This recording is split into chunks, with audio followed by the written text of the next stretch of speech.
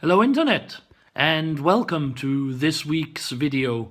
Now I know I was promising to do a how to road trip America video, but as most of you can hear, my voice has decided to not actually like me very much right now, and since that video would probably have demanded more than an hour's worth of shooting, or possibly even two, I have decided to, if not cancel it, push it a little while, hopefully till next week when my cold or whatever it is I'm suffering from has gone away. Instead, today I will be taking a look at one of my favorite military campaigns of all times, namely the Vitoria campaign of the Peninsular War in 1813.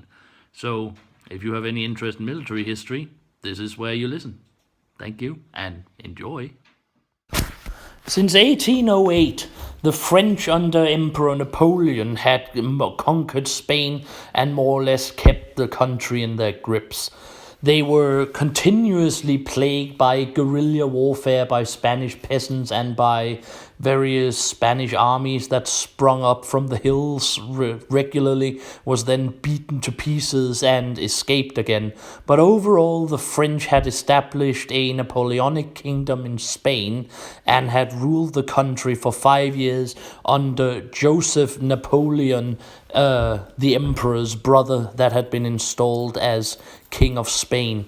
The only real sort of permanent resistance to them was the Anglo-Portuguese army under Sir Arthur Wellesley, the future Duke of Wellington, that had managed to defend Portugal from the French attacks. The French had at most times more than 300,000 soldiers in the peninsula, and against that Wellington could usually muster only about 80,000, but he was helped by the fact that the French had to divide their forces into several occupying armies in order to hold down various rebellious provinces, so he managed to hold on with his forces. In 1812, Wellington had performed a very successful military campaign into central Spain, where he defeated the French army of Portugal at Salamanca and advanced to take Madrid itself, sending King Joseph fleeing to the north. However, the French managed to unite their various armies and marched upon Wellington, who was besieging the stronghold of Burgos, and he had to immediately retreat precipitously to the Portuguese frontier in order to not be surrounded and defeated. However, what also happened in 1812 was, of course, that the French-led invasion of Russia under Emperor Napoleon himself turned into a terrifying debacle, with perhaps only about 50 to 60,000 men out of an invasion army of nearly 500,000 managing to return to the French-held areas of Central Europe. Napoleon's desperate need to get together a new Grande Armée in order to face the Eastern allies that had now arrayed against him, the forces of Russia, Prussia, and the Austrian Empire, meant that he immediately started withdrawing veteran troops from the armies of Spain, which was, after all, the greatest amount of French troops outside of France itself. This led to a weakening of the French position in Spain, and it meant that the southern parts of Spain had to be evacuated in order to concentrate their forces in central and northern Spain to face Wellington and his now swelling armies of Englishmen, Spaniards, and Portuguese. And in 1813, Wellington was ready to strike. Along with the more veteran forces from the French armies in Spain, a lot of their very efficient commanders had been withdrawn. Jean de Dieu Soult was out. Suchet, a marshal who had pacified Catalonia for the first time for the French, remained in Spain, but as Catalonia had become part of France officially, he was not actually under the Spanish king command, and his forces would play no part in the upcoming campaign and battle. The French, knowing that Lord Wellington was preparing to strike to hopefully liberate Spain from their French oppressors, had concentrated their forces between the rivers Tagus and Douro. And apologies to Carlos and any Spanish or Portuguese speaking viewers I have for my absolutely atrocious pronunciation of those river names. And probably in general my pronunciation of Spanish place names. However, Wellington performed a strategical master strike. He divided his army of about 122,000 into two. Himself with the smaller force under Major General Rowland Hill would sort of shadow the French and move just outside their areas of control, while the greater part of his army, about 80 to 100,000 men under Sir Thomas Graham, would take some wide sweeps across the French right flank and force them back from their defensive positions towards the borders with France in order to not be cut off by the flank movements.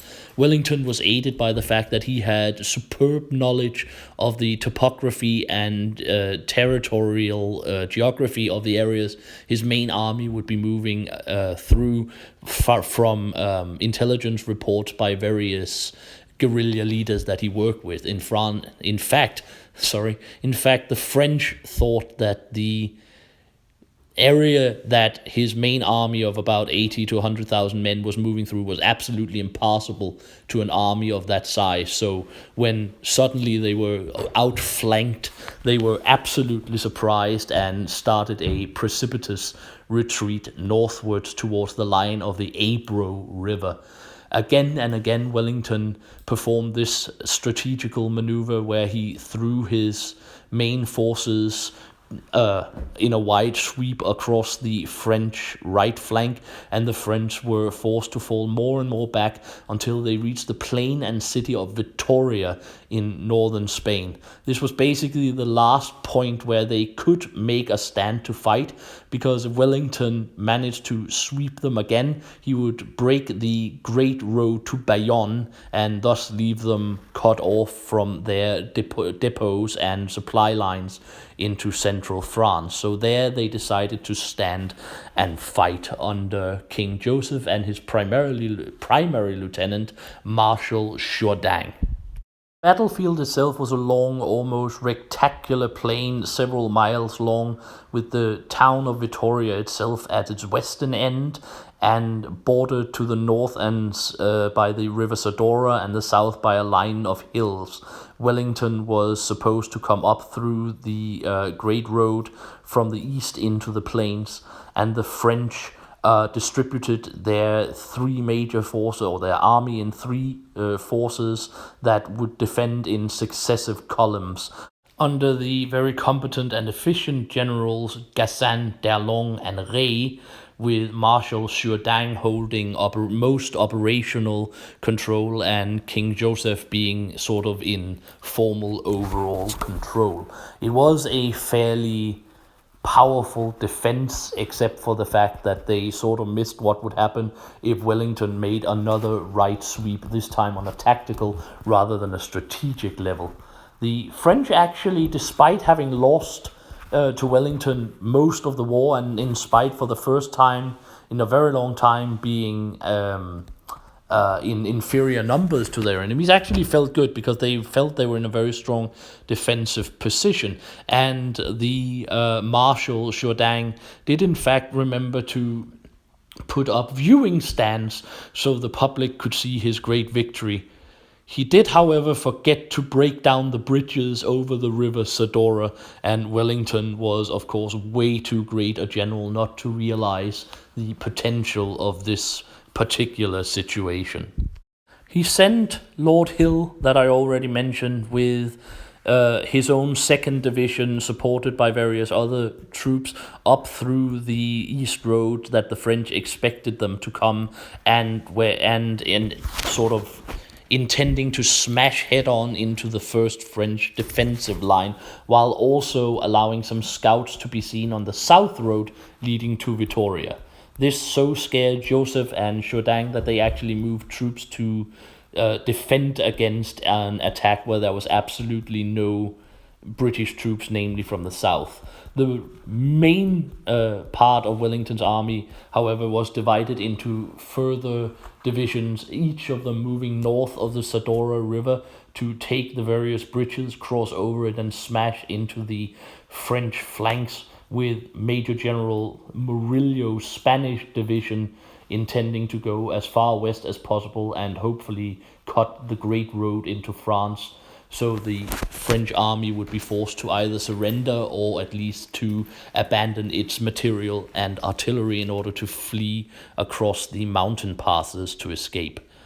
At first, everything seemed to be going the French way. The forces of General Hill was in fact held by the army corps of General Gassan, but the French became ever more, shall we say, paranoid that eventually Wellington would have to reinforce Hill's troops and make a stronger frontal attack or come up from the south. So again, they let their attention slip from the bridges and rivers to the north, where the Anglo-Portuguese armies were slowly getting into position.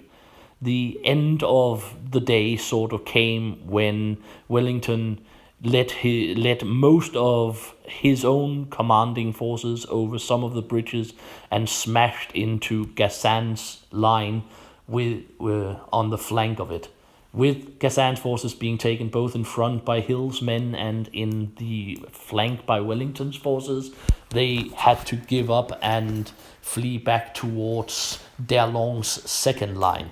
It was at this point that the 3rd and 5th British divisions were supposed to sweep down on D'Erlon's flank, but those particular forces were a bit late because the 3rd Division was in position, but Lord Dalhousie's 5th Division was late, and it was at this point that one of Wellington's commanders took matters into his own hands. The commander of the 3rd Division was the temperamental Welshman Thomas Picton, one of Wellington's best subordinate generals. He had been in position for quite a while, and he desperately feared that D'Erlon would realize his peril and move to reinforce or destroy the bridges he was supposed to be using. So when a messenger from Wellington rode up and passed him, he stopped him and said, "Pray, sir, do you have any orders for me?" "No," the messenger said. My only orders is to the 5th Division to hurry up and cross the bridge and assault the French, and the 3rd is to support it." This was way too much for the pride of Picton, who considered with a certain degree of truth his 3rd Division to be the finest fighting division in the army, and he exploded. "You can tell Lord Wellington, sir, that the 3rd Division under my command will now advance to take the bridge, take the French, and the 5th can assist if it so desires." Picton led his army across the river, and even though D'Erlon sort of managed to turn part of his forces to face him, the arrival of the disorganized refugees from Gassan's line was becoming too much, and the French was now assaulted again on both sides and in organizational disorder, and the second line, after a hard-fought battle, eventually broke and fled back towards Vitoria. On the British far left and the French far right, things were not going quite as well for the Allied armies.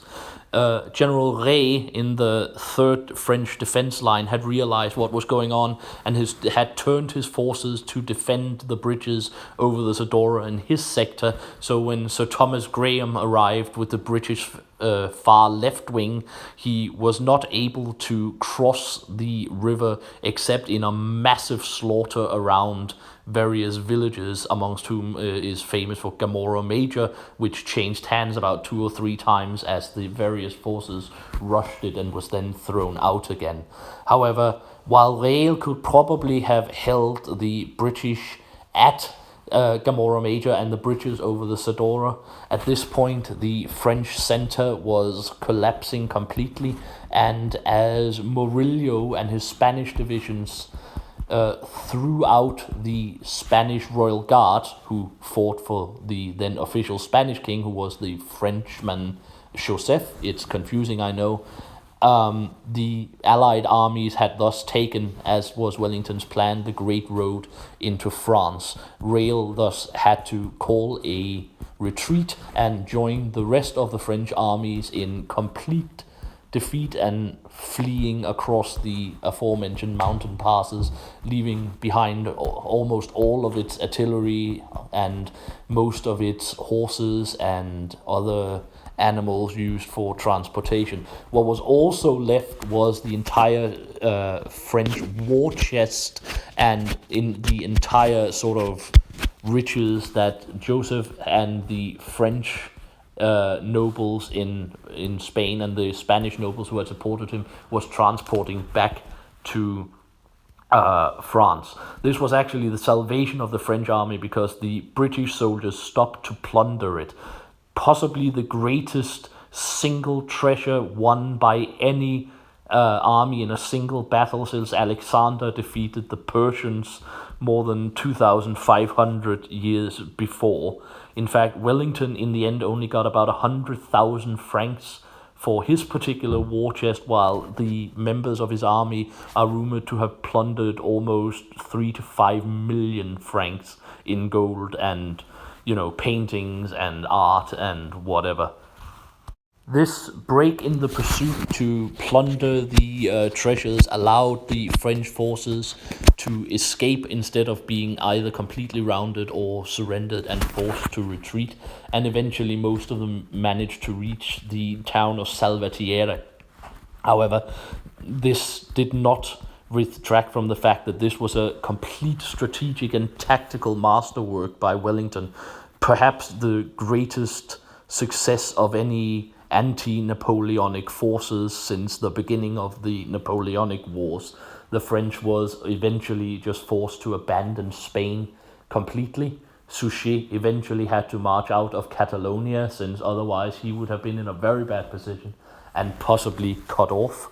The French dominion over the peninsula of Spain and Portugal was over, and the Allied armies could start their invasion of France from the south, thus tying up desperately needed men in the south of France that Napoleon could otherwise have used facing the 1/2 to 3/4 of a million strong forces from the Eastern Allies pressing upon his